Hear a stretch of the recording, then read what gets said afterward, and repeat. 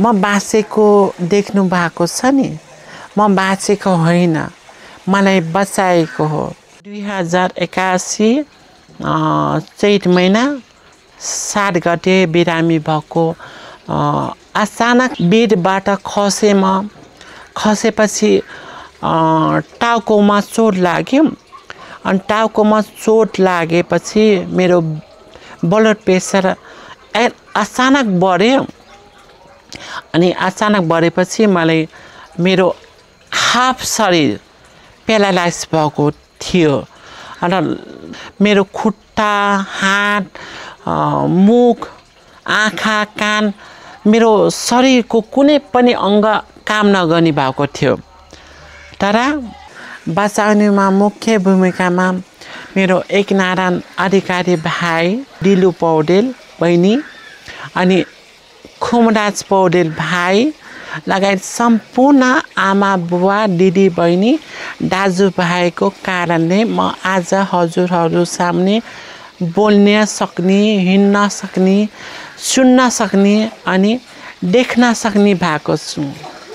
किनभने म हिँड्न सक्थेन, बोल्न सक्थेन, सुन्न सक्थेन अनि देख्न पनि सक्थेन।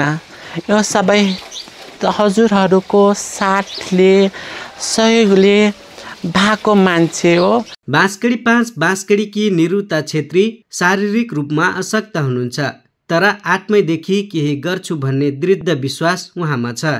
त्यही विश्वासले जगाएको छ केही गर्छु भन्ने भावना। अहिले आफ्नै घरबाट कोठारी आचार तथा खाद्य परिकार उद्योग सञ्चालन थाल्नु भएको छ। दिनमा 5 देखि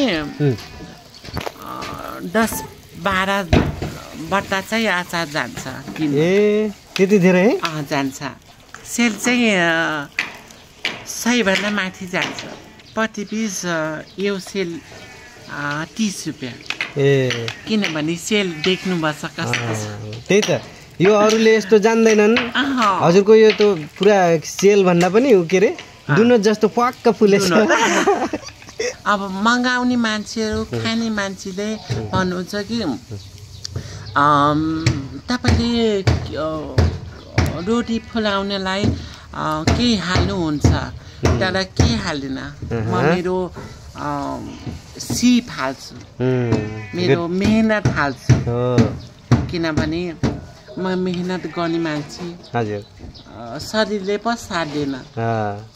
यसको डेट भनेको 20-22 दिनसम्म हुन्छ। छेत्रीले उत्पादन गर्ने आचार तथा परिकार गाउँघरमै पाइने सामग्रीबाट तयार गर्नुहुन्छ, जसले गर्दा स्थानीय उत्पादनलाई प्रोत्साहन गर्नुका साथै अरूलाई प्रेरणा समेत दिइरहेको छ। अहिले निरुताका उत्पादनहरू स्थानीय बजार र सामाजिक सञ्जाल मार्फत अन्य जिल्लामा समेत विस्तार भइरहेको छ। कहिले दिनमा 4-5 हजारको हुन्छ, कहिले 1000 भन्दा माथि नै हुन्छ। अनि सबै घरैबाट बेच्नुहुन्छ कि अनलाइनबाट पनि गर्छु?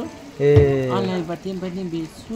ठाउँमा आफै आउनुहुन्छ, अर्डर गर्नुहुन्छ। अचार चाहिँ के को हो? अचार चाहिँ अब सिजन अनुसार के पाइन्छ। कलाकारितामा रमाइरहेकी निरुता अहिले उद्यमशीलताको कठिन मोडमा दौडिरहनु भएको छ। कठिन परिस्थितिको सामना गर्दै चुनौतीलाई अवसरमा बदल्न सक्ने उहाँको साहस र आत्मविश्वास समाजका लागि उदाहरणीय बनेको छ। अनुज थारू, गुरुबाबा FM, बाँसगढी, बर्दिया।